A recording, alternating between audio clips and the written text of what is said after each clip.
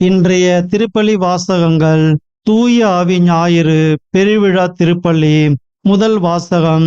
தூய ஆவியின் தூண்டுதலால் அவர்கள் ஒவ்வொருவரும் பேசத் தொடங்கினார்கள்.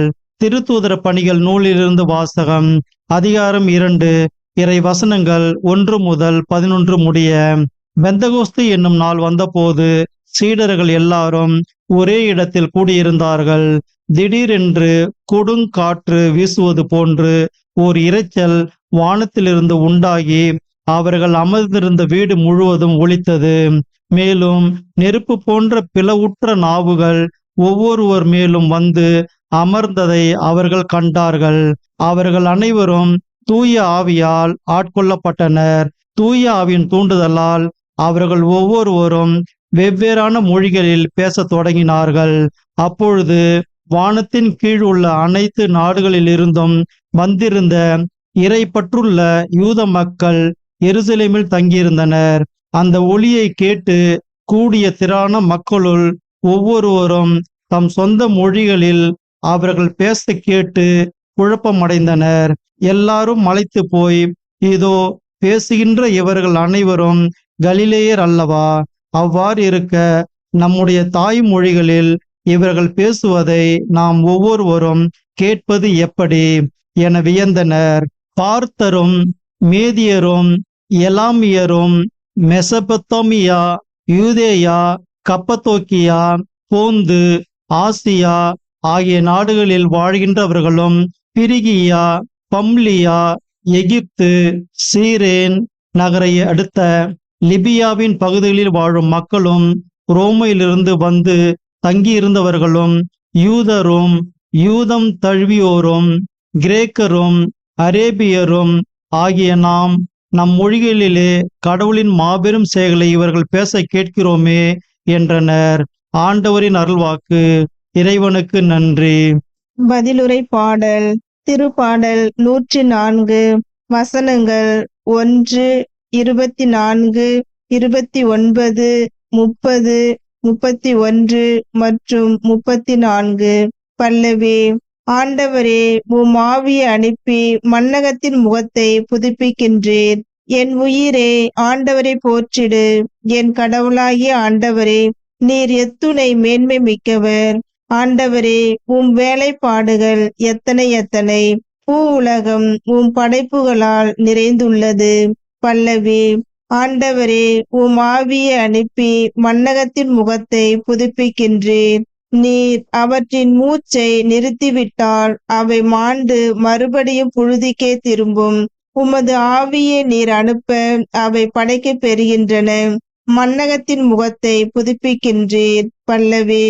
ஆண்டவரே, உம் ஆவியை அனுப்பி மண்ணகத்தின் முகத்தை புதுப்பிக்கின்றீர். ஆண்டவரின் மாட்சி என்றென்று நிலைத்திருப்பதாக. அவர் தம் செயல்களை குறித்து மகிழ்வாராக. என் தியான பாடல் அவருக்கு உகந்ததாய் இருப்பதாக. நான் ஆண்டவரில் மகிழ்ச்சி கொள்வேன். பல்லவி. ஆண்டவரே, உம் ஆவியை அனுப்பி மண்ணகத்தின் முகத்தை புதுப்பிக்கின்றீர். இரண்டாம் வாசகம். நாம் எல்லாரும் ஒரே தூய ஆவியால் ஒரே உடலாய் இருக்கும்படி திருமுழுக்கு பெற்றோம். திருத்தூதர் பவுல் கொரிந்தியருக்கு எழுதிய முதல் திருமுகத்திலிருந்து வாசகம். அதிகாரம் 12, இறை வசனங்கள் 3 முதல் 7 வரை மற்றும் 12 முதல் 13 வரை. சகோதரர் சகோதரிகளே, தூய ஆவியால் ஆட்கொள்ளப்பட்டவர் அன்றி வேறு எவரும் இயேசுவை ஆண்டவர் என சொல்ல முடியாது. இதை நீங்கள் தெரிந்து கொள்ள வேண்டும். அருள் கொடைகள் பல வகை உண்டு, ஆனால் தூய ஆவியார் ஒருவரே. திரு தொண்டுகளும் பல வகை உண்டு, ஆனால் ஆண்டவர் ஒருவரே. செயல்பாடுகள் பல வகை உண்டு, ஆனால் கடவுள் ஒருவரே. அவரே எல்லாரிடமும் எல்லாவற்றையும் செயல்படுத்துபவர். பொது நன்மைக்காகவே தூய ஆவியாரின் செயல்பாடுகள் ஒவ்வொருவரிலும் வெளிப்படுகிறது. உடல் ஒன்றே, உறுப்புகள் பல. உடலில் உறுப்புகள் பலவாயினும் உடல் ஒன்றாய் இருப்பது போல கிறிஸ்துவும் இருக்கிறார்.